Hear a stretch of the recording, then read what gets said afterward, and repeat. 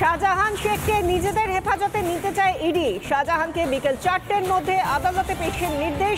বিকেল 4টের মধ্যে ইডির বিশেষ আদালতে শেখ শাহজাহানকে পেশ করতে হবে, নির্দেশ আদালতের।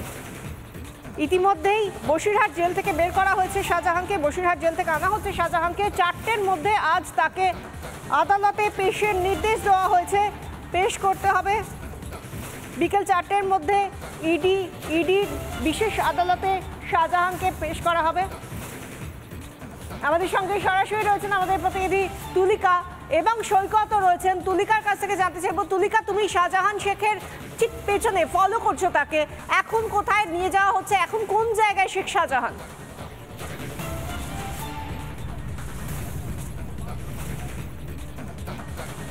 এই মুহূর্তে কিন্তু শেখ শাহজাহান বাসন্তী হাইওয়ের ওপর দিয়ে যাচ্ছে এবং তাকে ঠিক কিছুক্ষণ আগে ঠিক 1টা নাগাদ তাকে কিন্তু যে বসিরহাট আদালত, বসিরহাট জেল রয়েছে সেই জেল থেকে বের করা হয়। বসিরহাট থানার পুলিশ তাকে বের করে এবং তাকে যত দ্রুত সম্ভব বিকেল 4টের মধ্যে যে ইডির যে বিশেষ আদালত রয়েছে সিটি সেশন কোর্ট, সেখানে প্রোডাকশন করতে হবে। এই মর্মেই কিন্তু আজকে সকালবেলায় যখন ইডির অফিসাররা আজকে বিচার ভবনে যান, তাদের যে বিশেষ আদালত রয়েছে সেখানে যান, বিচারকের কাছে একটাই আর্জি করেন যাতে আজকের মধ্যে যাতে যে করেই হোক বিকেল বেলার মধ্যে যাতে প্রোডাকশন করা সম্ভবপর হয়, সেই আবেদনই কিন্তু জানানো হয় এবং সেই আবেদন মঞ্জুর করা হয়। তার অন্যতম কারণ বিশাখা, এর আগে দেখা গেছে যে শনিবার দিনকে যখন বসিরহাট আদালতে গিয়ে আবেদন করে ইডির অফিসাররা যাতে তারা জেলে গিয়ে শেখ শাহজাহানকে জিজ্ঞাসাবাদ করতে পারে এবং 4 থেকে 5 ঘন্টা জেলে জিজ্ঞাসাবাদ করার পরে কিন্তু তদন্তে অসহযোগিতার অভিযোগে গ্রেপ্তার করা হয়। এবং মূলত আজকে যে আবেদন করা হয়েছে আদালতে,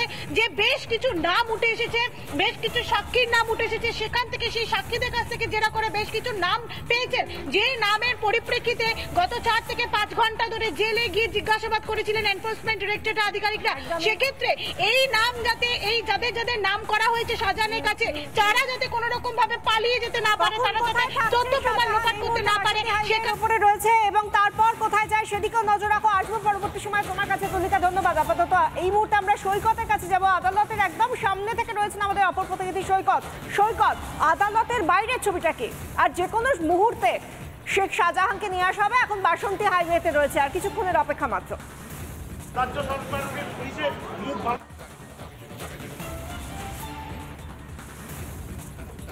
ওপরে রয়েছে শেখ শাহজাহান, যাকে নিয়ে আসা হচ্ছে এই ইডি বিশেষ কোর্ট বা সিটি সেশনস কোর্টে।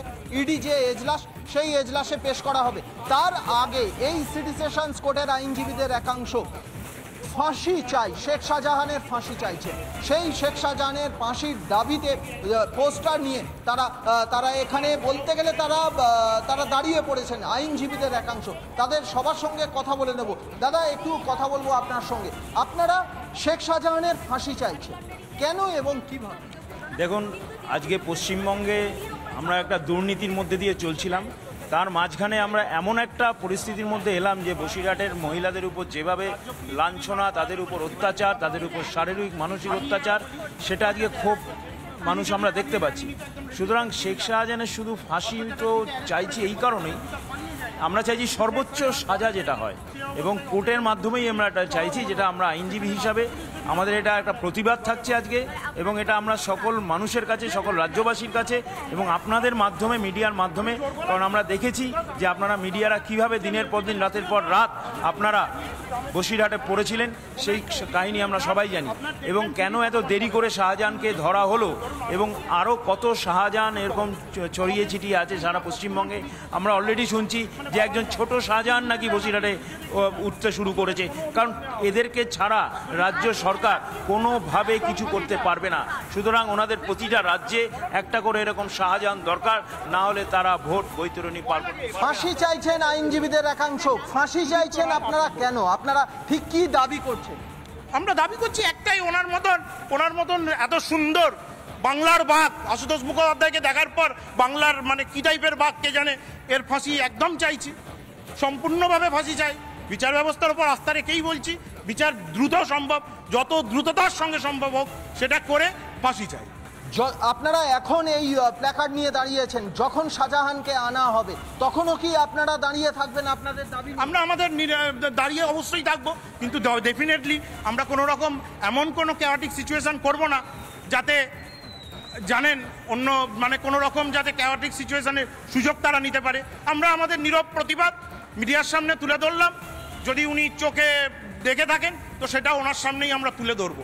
আমরা কোনো রকম ক্যাওটিক সিচুয়েশন, এটা আমাদেরই কোর্ট, আমাদের বিচার ব্যবস্থার ওপর পূর্ণ আস্থা রয়েছে, সেই জায়গা থেকে দাঁড়িয়ে আমরা আমাদের নীরব প্রতিবাদ জানাবো। এই শেখ শাহজাহানের ফাঁসি চেয়ে নীরব প্রতিবাদ করছেন আইনজীবীরা। এই মুহূর্তে সিটি সেশনস কোর্টের যে মেন গেট, সেই মেন গেটের সামনে আইনজীবীদের একাংশ ফাঁসির দাবিতে তারা পোস্টার নিয়ে দাঁড়িয়ে গেছেন। তাদের একটাই দাবি, শেখ শাহজাহান যে ধরনের অন্যায় করেছেন, অন্যায়ের সঙ্গে জড়িয়ে পড়েছেন মহিলাদের ওপর, সন্দেশখালীর মহিলা নির্যাতন, সেই মহিলা নির্যাতনে তার নাম এসেছে, এই ধরনের ঘটনায় তার ফাঁসি চাইছে এবার আইনজীবীদের একাংশ। অর্থাৎ শেখ শাহজাহানের সর্বোচ্চ সাজার দাবি সেই সন্দেশখালী থেকে একেবারে শহর কলকাতায় ছড়িয়ে পড়ল, একেবারে আদালতের প্রাঙ্গণে ছড়িয়ে পড়ল তার সর্বোচ্চ সাজার দাবি। একদমই সেই ছবি আমরা দেখতে পাচ্ছি সৈকত, যে ছবি একদিকে আমরা দেখতে পাচ্ছি যে শেখ শাহজাহান তাকে বসিরহাট জেল থেকে বার করে আনা হচ্ছে, যে সময়টা এই মুহূর্তে তাকে নিয়ে আসা হচ্ছে সিটি সেশনস নগর দায়রা আদালতে অর্থাৎ ব্যাংশাল আদালতে, এবং সেই ব্যাংশাল আদালতে শেখ শাহজাহানকে নিয়ে আসার আগেই আমরা দেখতে পাচ্ছি আইনজীবীদের একাংশ তারা হাতে ফেস্টুন প্ল্যাকার্ড নিয়ে দাঁড়িয়ে রয়েছেন, তারা শেখ শাহজাহানের ফাঁসির দাবি করছেন। এই জায়গা থেকে আমাদের দুই প্রতিনিধি তুলিকা এবং সৈকত আমাদের সঙ্গে ছিলেন। আমরা একবার শোনাবো আপনাদের ইডির আইনজীবী সৌভিক রায়, তিনি কি বলছেন।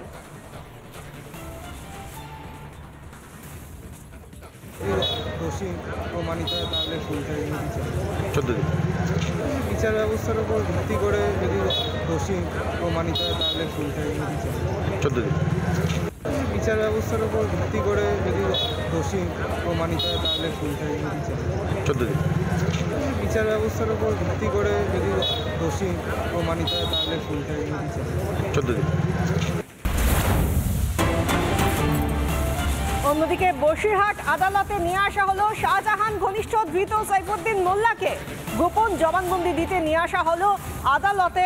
ইডির ওপর যে হামলার ঘটনা ঘটেছিল, সেই হামলার ঘটনায় ধৃত সাইফুদ্দিন মোল্লা, তাকে আনা হলো বসিরহাট আদালতে। গোপন জবানবন্দি নেওয়া হবে তার, সেই জন্যই তাকে আনা হলো।